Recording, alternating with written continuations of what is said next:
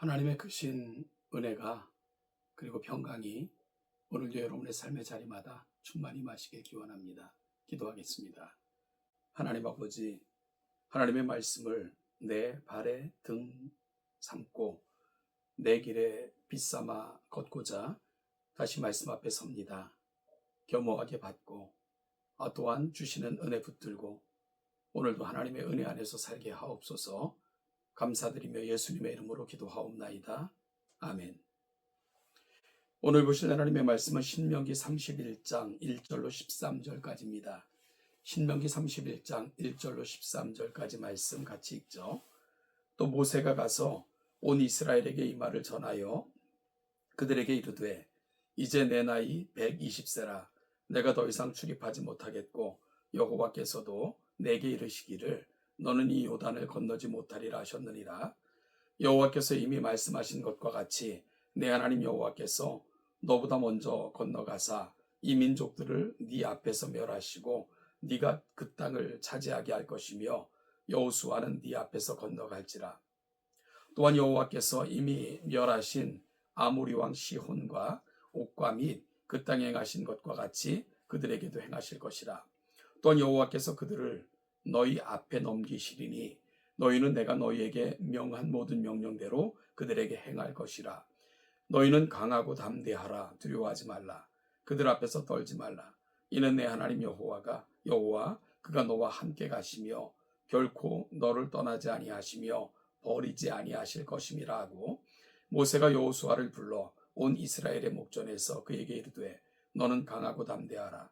너는 이 백성을 거느리고 여호와께서 그들의 조상에게 주리라고 맹세하신 땅에 들어가서 그들에게 그 땅을 차지하게 하라.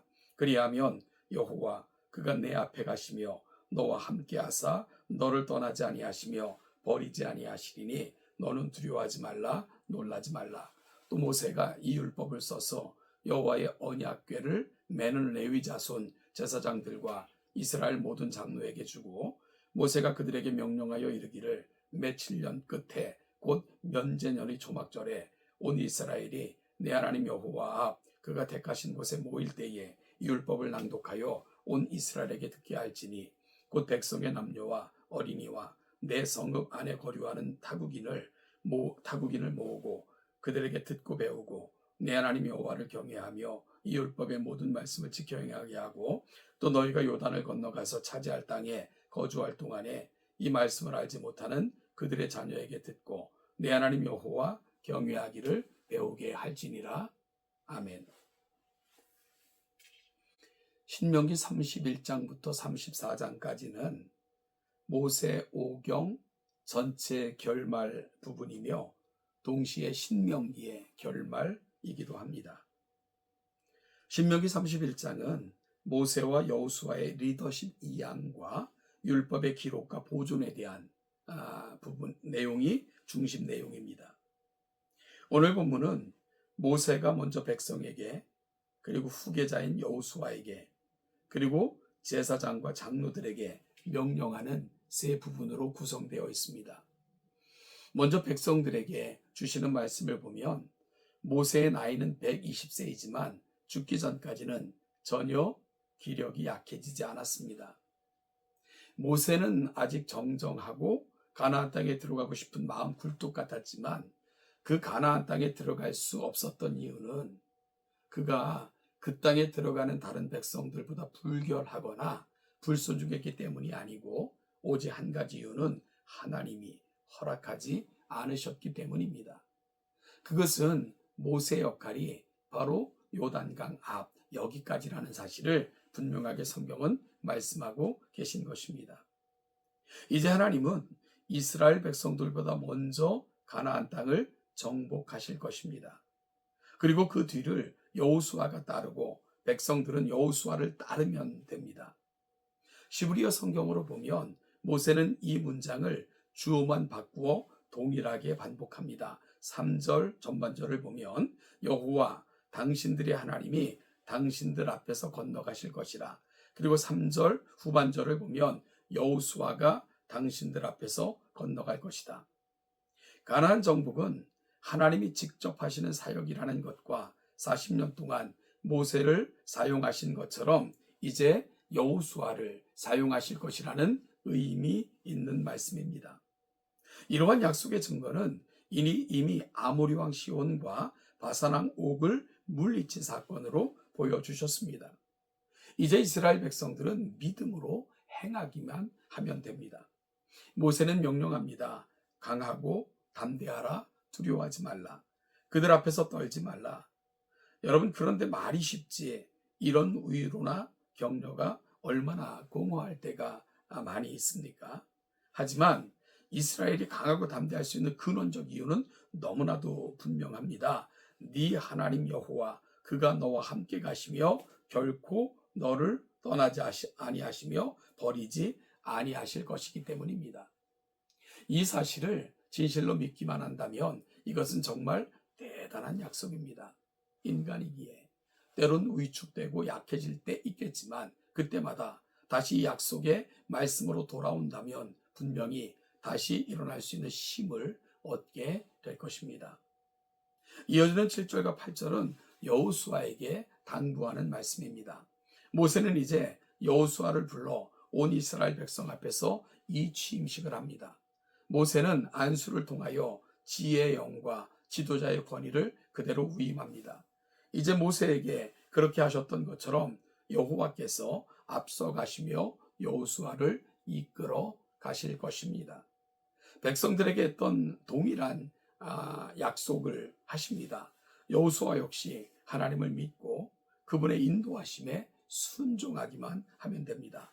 강하고 담대한 것은 곧 두려워하지 않고 놀라지 않는 것입니다. 왜냐하면 여호와께서 앞서 가실 것이고 모세와 함께 하셨던 것처럼 여호수아에게도 함께 하실 것이기 때문입니다. 이어지는 9절부터 13절은 제사장들과 장로들에게 부탁하는 부분입니다. 이제 모세는 율법을 써서 언약궤를 매는 레위 자손 제사장과 이스라엘 모든 장로들에게 전달합니다. 여기서 율법, 그 토라, 율법이 무엇인지에 대해서는 논쟁이 있지만 대체적으로 신명기 12장부터 26장 또는 신명기 전체를 가리킨다. 그렇게 보는 것이 일반적입니다. 중요한 것은 모세가 율법을 기록했다는 직접적인 언급, 모세가 율법을 써서라는 표현이 이곳에 처음으로 등장한다는 사실입니다. 이제 레위인들과 제사장들은 한 가지 더 중요한 임무를 부여받습니다. 기록된 말씀에 대한 관리의 책임입니다. 이미 언약궤 안에는 하나님이 직접 주신 율법을 보관하고 있었고요. 그 책임이 레위인과 제사장들에게 있었습니다. 이제 거기에 기록된 그 성문화된 하나님의 말씀까지 보존하고 전해야 될 역할을 부여받은 거죠. 너무 큰 영광입니다. 하지만 큰 특권에는 큰 책임이 따르고 있는 거죠.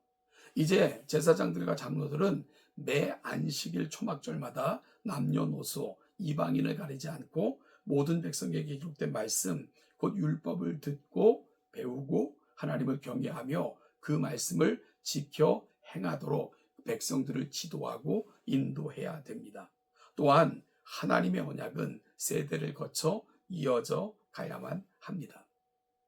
우리는 30장에서 그들이 약속을 잊어버릴 때 그들에게 임할 수도 있는 위험에 대해서 경고하는 말씀을 들었습니다.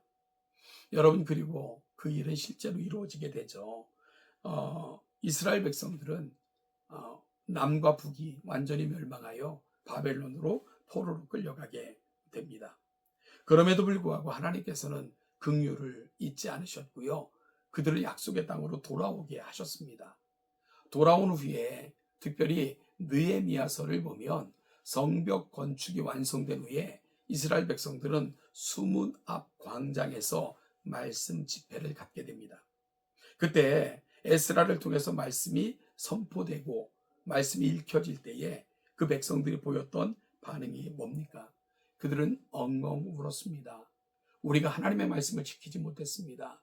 하나님의 말씀을 지키지 못했기에 우리에게 이런 슬픔이 당했습니다. 탄식하고 통회하며 하나님 앞에서 회개했습니다. 그러자 놀라운 은혜에 그리고 부흥의 물결이 그들 가운데 넘쳐나기 시작을 했습니다. 사랑하는 동촌교회 성도 여러분, 하나님의 말씀은 시대를 넘어 모든 하나님의 자녀들에게 주시는 거룩한 하나님의 진리입니다. 하나님이 이 말씀을 통해 약속하셨고 이 말씀을 통해 일하시고 약속된 그 말씀을 따라 성취해 가십니다. 그렇다면 오늘 말씀 앞에서는 저와 여러분들의 태도는 어떠해야 될까요? 이 말씀은 생명과 죽음의 말씀입니다. 이 말씀을 지키는 자에게는 영원한 생명이 있고요. 우리가 하나님을 사랑하는 증거가 됩니다. 오늘 하루도 다시 말씀 앞에 그리고 다시 말씀을 그리고 그 말씀의 지시하심을 따라 순종하는 삶을 살겠다 다짐하시면서 그 약속의 성취를 손수 경험하고 살아가시는 복된 주의 백성들 되시기를 예수님의 이름으로 축복합니다.